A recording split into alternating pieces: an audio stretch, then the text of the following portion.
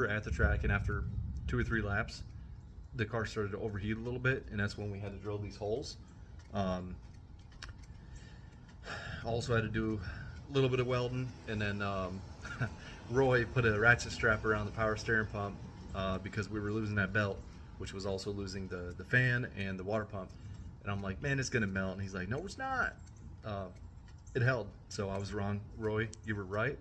But anyways, we snapped an axle on the fastest pass of the day. The track just started to harden up a little bit. I was able to get a little faster. I was able to hit the corners a little faster. I was able to stay full throttle almost the whole way around the track. The fastest lap, an axle exploded.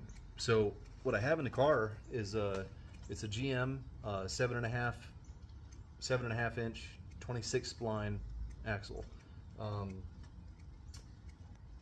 Here's another little story of God just making things work out. So I'm trying to find an axle. It's like $100, right? But if I put another 26 spline axle in there, there's a really good chance I'm going to break that too, or just continue breaking them. Even if I get like the Moser upgraded ones, there's a good chance I'm going to keep breaking those because it's just kind of a weak design. You know, they're small.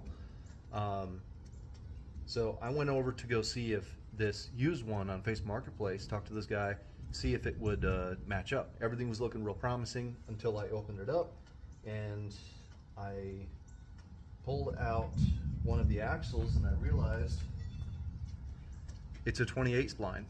Now, it's a little bigger and this rear end can handle a little more power.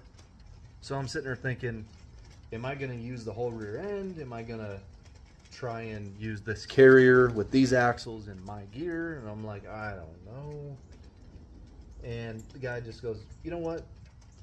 Merry Christmas. It's yours. You can have it. And I'm like, you want the cash? And he's like, nope, don't worry about it. I'm like, are you sure? Like, so, you know, unofficially, officially have another sponsor. You know, he provided this rear end. I think we're gonna use the whole rear end. I'm gonna pull my gear out because this is like a 340 something, and I'm gonna put like a 410 in there, 411 or whatever I have in the car. So I'm gonna pull this gear out, put my gear in, the pinion gear as well, and hopefully these axles are a little bit tougher, and hopefully we don't snap them. So this it's got like a little posi track in here. I'm gonna pull this junk out. I'm gonna weld it, so it's gonna be 100% welded diff.